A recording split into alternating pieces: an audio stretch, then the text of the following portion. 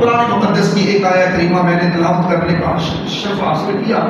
اس میں اللہ رب العزت نے ارشاد فرمایا فاسألوا اہل الذکر ان کنتم لا تعلمون. کہا اے نہ جاننے والوں، اے نہ جاننے والوں، اگر تم جاننا چاہتے ہو تو پھر اہل ذکر سے پوچھ لیا. اے نہ جاننے والوں، جاننا چاہتے ہو تو اہل ذکر سے پوچھ لیا کرو، سوال کر لیا کرو. جو تم نہیں جانتے پوچھ لیا کرو. اب سوال پیدا ہوتا ہے کہ اہل ذکر سے مراد کون لوگ ہیں؟ ہمارے یہاں یہ رواج ہے کہ ہم اہل ذکر اس کو کہتے ہیں جو ذکر تسبیح کے اوپر زیادہ کرتا ہے، جو اللہ اللہ زیادہ کرتا ہے، یہ ذکر بندہ ذکر کرنے والا ہے. تو اس سے پوچھیں کہ نہیں، کس سے پوچھیں؟ پہلے تو ہم نے یہ جاننا ہے کہ اہل ذکر ہے کون. تو جب ہم نے قرآن سے پوچھا تو قرآن ہے اِنَّا نَحْنُ نَزَّلْنَا الذِّكْرَ وَإِنَّا لَهُ لَحَافِظُونَ. اللہ رب العزت فرماتا ہے کہ ہم نے اس ذکر کو نازل کیا، ہم ہی اس کے محافظ ہیں. مطلب ذکر کون، کس کا ذکر؟ اللہ نے ذکر قرآن کو قرار دیا. یہ جو قرآن ہے نا، یہ ذکر ہے. قرآن ذکر ہے. دوسری آیت مقدسہ من اعرض عن ذکری فإن له معیشة ضنکا، کہ جو کوئی میرے ذکر سے منہ موڑتا ہے تو اس کی روزی کو تنگ کر دیتے ہیں. تو یہاں پر بھی ذکر سے مراد قرآن اور وہاں پر بھی ذکر سے مراد قرآن. تو بات ثابت یہ ہوئی کہ اللہ یہ فرما رہا ہے کہ اے نہ جاننے والوں، اگر تم جاننا چاہتے ہو تو پھر اہل قرآن سے پوچھ لیا. اہل قرآن سے پوچھ لیا کرو، کیونکہ قرآن ہے قُلْ هَلْ يَسْتَوِي الَّذِينَ يَعْلَمُونَ وَالَّذِينَ لَا يَعْلَمُونَ. کہا جاننے والے اور نہ جاننے والے جو ہیں یہ کبھی بھی برابر ہو سکتے نہیں ہیں. تو اہل ذکر مطلب اہل قرآن سے سوالی بن کر سوال پوچھنے کا حکم دیا. اہل قرآن سے پوچھنے کا حکم ہے. جو اہل قرآن ہیں ان کو اللہ رب العزت نے فرمایا ان سے پوچھا کرو.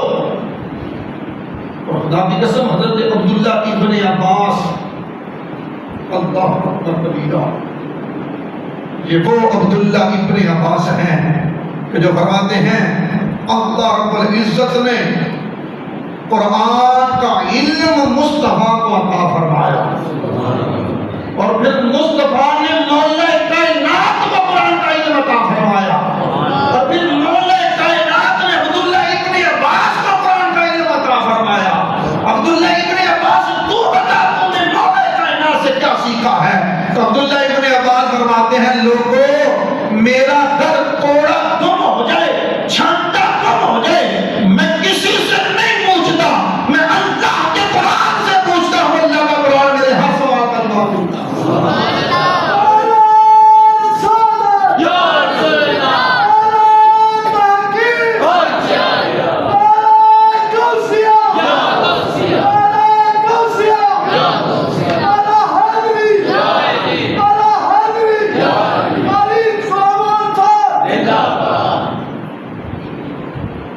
تو کہا میں نے قرآن مولا کائنات سے سیکھا ہے، اور میرا کوئی کوڑا بھی گم ہو جائے نا، کوڑا چھنٹا گم ہو جائے، میں کسی سے نہیں پوچھتا، میں اللہ کے قرآن سے پوچھتا ہوں. رب کعبہ کی عزت کی قسم ہے قرآن میرے ہر سوال کا جواب دیتا ہے. تو اگر عبداللہ ابن عباس کے علم کا مقام یہ ہے تو پھر مولا کائنات کا مقام و مرتبہ کیا ہوگا؟ مولا کائنات کا مقام و مرتبہ یہ ہے، فرماتے ہیں لفظ بسم اللہ کی جو بے ہے، اس بے کے نیچے جو نقطہ ہے، اس نقطے کی اگر میں تفسیر لکھوں تو 80 اونٹوں کے اوپر کتابیں لاد دی جائے وہ بوجھ نہ اٹھا سکے اگر میں لفظ بسم اللہ کے بے کی تفصیل سبحان اللہ.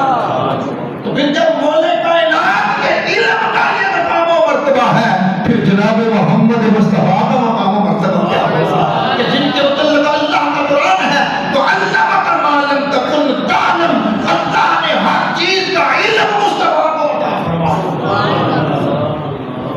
آج ہم یہاں پر بیٹھے ہیں قرآن کا ذکر ہو رہا ہے. خدا کی قسم قرآن وفا کرنے والی کتاب ہے. وفا کرنے والی کتاب ہے. آج اگر ہم اس سے وفا کریں گے قرآن دنیا کے اندر بھی ہم سے وفا کرے گا. قرآن یہ تکمیل قرآن کا موقع ہے. ہم کتنے احباب بیٹھے ہیں بہت سارے ہیں بڑے ہیں. بحمد تعالی مسجد کے اندر کافی زیادہ گیدرنگ رونق موجود ہے. یہ ختم قرآن کے موقع ہے. لیکن جو قرآن سے وفا کرتا ہے اللہ کے نبی نے ارشاد فرمایا جب تکمیل قرآن کا موقع ہوتا ہے قرآن مکمل ہوا تو خالق کائنات فرشتوں کو حکم دیتا ہے کیا کر رہے ہو بھائی اللہ تیری عبادت کر رہے ہیں تو ہاں میری عبادت کو چھوڑو. کیا کریں کہا زمین پر جاؤ. کتنے جائیں 4000 فرشتہ زمین پر چلا. کیا کریں جب قرآن مکمل ہو اور اس دعا کے اندر تم شامل ہو جاؤ. ہم نے یہ نہیں دیکھنا کہ ہم کتنے ہیں. ختم قرآن کے موقع پر 4000 فرشتے کا نزول زمین پر ہوتا ہے اور اس مجلس کے اندر فرشتے ہوتے ہیں. جب ہم دعا مانگتے ہیں بندے بھی آمین کہہ رہے ہوتے ہیں. رب کے مقرر فرشتے بھی اس دعا کے اندر آمین کہہ رہے ہوتے ہیں. اور جس دعا کے اندر فرشتے آمین کہہ رہے ہوتے ہیں اس دعا کی قبولیت کے اندر شک ہو سکتا نہیں. نعرہ تکبیر نعرہ رسالت نعرہ رسالت نعرہ تحقیق عظمت و شان مصطفیٰ عظمت قرآن شریف ہمارے اہل سنت. آپ احباب نے بڑی خدمت کی ہے بڑی شفقت محبت کی ہے لیکن مسئلہ یاد رکھیں دین کا مسئلہ ہے. جو بندہ اس نظریے سے آتا ہے کہ میں جہاں قرآن سناؤں گا دعا سناؤں گا تقریر سناؤں گا اس کے بدلے میں مجھے پیسے ملیں گے تو یوں سمجھ لیں کہ وہ بندہ دین کا تاجر ہے. وہ دین بیچنے والا ہے. دین فروش ہے. یہ اللہ کا دین ہے. اس کو کسی لالچ ہرس کی بنا پر بیان نہ کرو. بس قرآن کے ساتھ تم مخلص ہو جاؤ.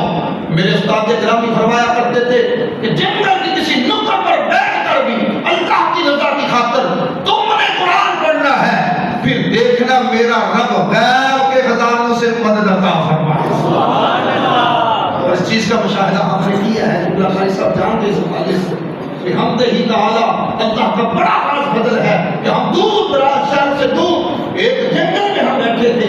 آج سے 25-30 سال پہلے میرے رب نے ہر طرح کا کرم ہمارے اوپر کیا ہے.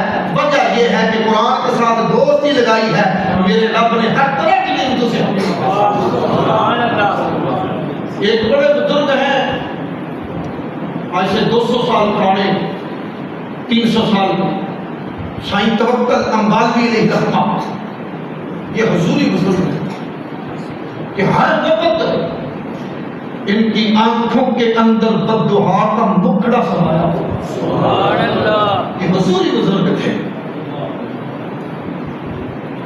حضوری بزرگ کہ حاضری ہوتی چہرہ بددعا سامنے ہوتا اور ہر وقت چہرہ مصطفیٰ کو دیکھنے والی ہستی. سبحان اللہ. ان کے پاس ایک حافظ قرآن چلا گیا. رمضان المبارک کا مہینہ تھا. جا کر عرض کرنے لگا حضور میں نے مصلی سنانے جگہ کوئی نہیں ملی. جگہ نہیں ہے. مسجد نہیں ہے.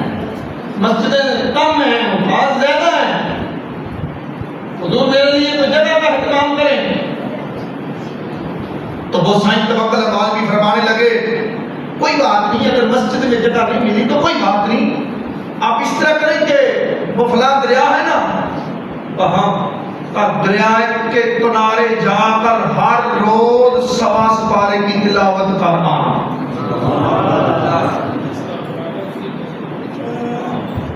جس کا قرآن ہے اسی کو سناؤ، جس کا کلام ہے اسی کو سناؤ، کوئی بات نہیں۔ نہیں مسجد میں جگہ ملی تو کوئی بات نہیں، تم وہاں پر جا کر سنایا کرو۔ تو وہ حافظ صاحب گئے، 1 دن پڑھا، 2 دن پڑھا، 3 دن پڑھا، 10 دن، 20 دن، کوئی بندہ بشر نہ نظر آیا۔ 27ویں شب ہوتی ہے، تکمیل قرآن کا وقت آیا تو دل کے اندر خیال آیا، قرآن پڑھ رہا ہوں، کسی خدمت کتنے کرنی، کسی مسجد چ ہوندا، کسی بڑی جگہ تے ہوندا، کسی بازار چ ہوندا، کوئی کھاندے پیندے لوکاں چ ہوندا، خدمت کردے، کتنے کتنے کرنی۔ فرماتے ہیں کہ اس نے قرآن پڑھا، آخری رکعت پڑھی، اس طرح سلام پھیرا تو سامنے ایک شخص کھڑا تھا جس کے ہاتھ میں سونے کی اشرفیاں موجود تھیں، اس کی خدمت میں پیش کی۔ یوں سمجھ لیں کہ آج کے دور میں جس طرح کروڑ روپے کی اہمیت ہے، اس دور میں 50,000 روپے کی اہمیت، تو 50,000 روپیہ اس کی خدمت میں پیش کیا، آیا خدمت میں پیش کیا، غائب ہو گیا۔ آپ سے قرآن جو سنا رہا تھا بڑا خوشی ہوا، بڑا راضی ہوا۔ سائیں توکل امبالوی رحمہ کے پاس حاضر خدمت ہو کر کہنے لگا، حضور پورا مہینہ کوئی بندہ تو میرے متھے نہیں لگا، لیکن جب میں نے آخری رکعت پڑھی، قرآن مکمل کیا تو ایک بندے نے اتنی خدمت کی ہے، 50,000 روپے میری خدمت کر دی۔ تو سائیں توکل امبالوی رحمہ فرمانے لگے، چلیا کیڑا سودا کیتا ہے، بڑے گھاٹے دا سودا کیتا ہے، اور تیرے دل دے اندر سی پیسے دی محبت، پیسے دی محبت، ہرس لالچ، اس بنا کے تو قرآن سناتا رہا، تارے نادان تو پیسے مانگتا رہا، تجھے مل گیا، تو نے قرآن سنایا تھا، تو رب کو مانگنا تو رب کی تجھے مل جاتا۔ سبحان اللہ، تو نے پیسے ہی مانگا، تیری نیت پیسوں کی تھی اور مل گیا۔ یہ ختم قرآن کا موقع تھا، اس موقع پر جو دعا کی جاتی ہے وہ قبول ہوتی ہے۔ تیری نیت پیسوں کی نہ ہوتی، تیری نیت رب کی ہوتی تو آج خدا کی قسم تجھے رب مل جاتا۔ سبحان اللہ، قرآن سے تم وفا کرو، جو کچھ بھی تم مانگو گے قرآن کا صدقہ میرا رب ضرور عطا فرمائے۔ یہ ختم قرآن کا موقع ہے، لیکن یہ قرآن کا موقع ہے، اور اس موقع پر جو دعا مانگی جائے میرا رب قبول فرماتا ہے۔ اور پھر جہاں تک تعلق حفاظ کرام کی تقریم تعظیم کا ہے، جب احباب محبت شفقت فرما رہے ہیں اور آپ اکیلے نہیں ہیں، جو بندہ بھی حفاظ کرام کے ساتھ، دین کے علماء کے ساتھ محبت کرتا ہے، میرا رب بے پناہ اجر عظیم عطا فرماتا ہے، اتنا اجر عظیم عطا فرماتا ہے۔ اللہ کے نبی نے ارشاد فرمایا کہ جب حشر کا دن ہوگا تو میرا رب فرمائے گا، اے حافظ قرآن، اے میرے دین کے چوکیدار، اے دین کے محافظ، قرآن کے محافظ، عربی نسل کے گھوڑے پر سوار ہو جا اور قرآن پڑھتا جا، جنت کے درجے چڑھتا جا، قرآن پڑھتا جا، جنت کے درجے چڑھتا جا، قرآن آہستہ پڑھ، سواری کو تیز بڑھا، جہاں جا کر تیری سواری، تیری تلاوت رک جائے گی، جتنا راستہ تو نے طے کیا ہوگا وہ سارے کا سارا جنت کا تیرے حوالے کا۔ عظمت قرآن شریف زندہ باد، عظمت قرآن شریف زندہ باد۔ اور پھر میرے نبی فرماتے ہیں جب اس کو یہ اختیار کیا جائے گا، یہ ساری جنت میری ہے، داخل ہو جا، فادخلی فی عبادی وادخلی جنتی، داخل ہو جا میری جنت میں۔ تو اس وقت حافظ قرآن کہے گا، مالک میری ایسے نہیں، میں نہیں جاؤں گا تیری جنت میں، اکیلے نہیں جاؤں گا۔ کیوں؟ کہ جب پڑھ رہا تھا، سنا رہا تھا، سن رہے تھے لوگ، کچھ ایسے بھی تھے جو میرے ساتھ جو شفقت کرنے والے تھے، پیار کرنے والے تھے، حوصلہ افزائی کرنے والے تھے۔ رب پوچھے گا چاہتا کیا ہے؟ کہا نے دنیا میں مجھ سے محبت کی ہے، اور محبت کا تقاضا یہ ہے اکیلے نہ جایا جائے بلکہ ان مومنین کو بھی ساتھ لے کر جایا جائے۔ اور میرا رب فرمائے گا جس نے تیرے ساتھ شفقت کی ہے آج ان کو بھی اپنے ساتھ لے کر جنت میں اور اس کی ایک زندہ مثال میں یہاں پر پیش کرنا ضروری سمجھتا ہوں۔